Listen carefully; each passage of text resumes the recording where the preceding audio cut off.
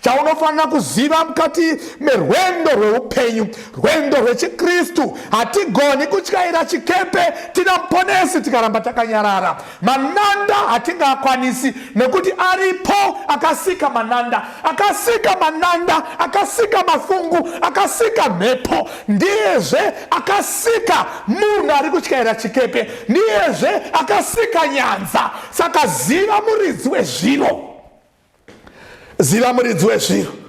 Vanhu vazhinji takatora upenyu tikahwisa mupoketi, tikafunga kuti tisu vana maziva zvose, tokanganwa kuti kudenga kuna Mwari.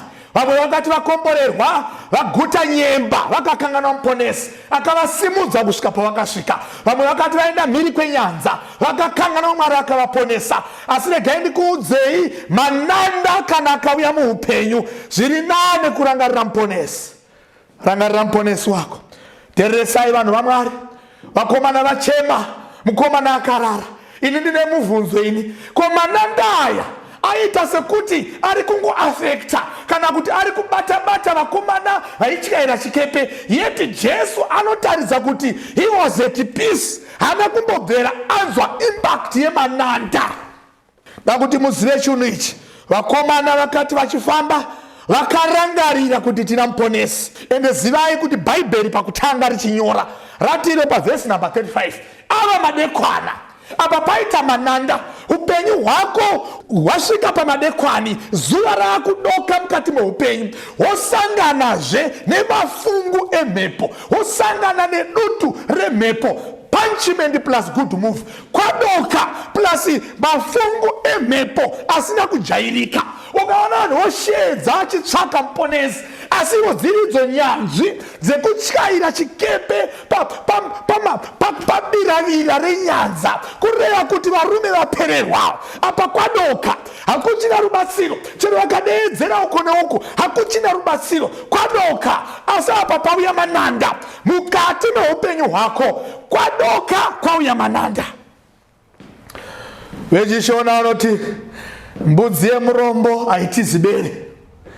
Ndiyeda kutoona kuti imbwa rudziko iyi yobva yanzi mbandi nebere, asi mbudzi dzakawanda dzevafumi ndo dzinotoona kuti rebere dzotiza, asi yemurombo hwani iyoyo ndiyo isingatizi bere. Apa kwadoka munhu waMwari, kwadoka manandazve, mafungu panyanza ava kuataka.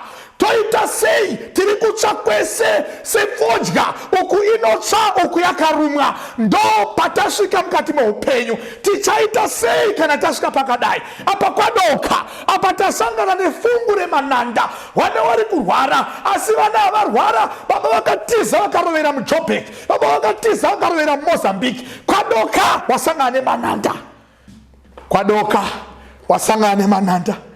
Maiyo muri kuzaka, kwadoka masangana nemananda. Baba muri kukaroi, kwadoka masangana nemananda. Mukoma muri kumoza, kwadoka masangana nemananda. Mai muri kubulawayo, kwadoka masangana nemananda. Chinokosha munhu waMwari, kana wasvika panguva yakadai, pabiravira reupenyu rekuti ramangwana rako hauchazive kuti zvichazovei, pavakudiwa kuti unoziva here vekudeedza. Panguva yakadai uri pachomanikidza, apa kwadoka, nyika yose yakanyarara, iwe nemafungu ndimi muri kunetsana. Pavakudiwa kuziva vekudeedza. Panguva dzakadai ukasanyatso kuverenga nhano dzechikristu chako, vamwe vanoedzegwa vari pan'anga. Ukasaverenga nhano dzechitendero chako, vamwe vanoedzegwa vari pavaprofita venhema. Kwadoka apa pane mafungu, kwadoka munhu waMwari, hauna wokuvhunza. Shamwari dzakutiza mananda eupenyu, muponesi asakarara. Chekutanga vakarecognize kuti watinaye is not an ordinary man. Watinaye is none other than but Jesus the Son of God, iye the Almighty. Akatanga kurayira kuti ndichava wandichava kuOld Testament. Murimvere vanhu vaMwari, kuudza muridzi weupenyu kuti makarara sei kuti chifa, kuudza muridzi wegungwa kuti gungwa rotiuraya, kuudza muridzi wemananda kuti mananda mafungu akuda kutiparadza, kuudza muridzi wemunhu kuti makatisika tava kufa. Chinotifadza, Jesu unotamuka, anoti achimuka haana kuvhunduka.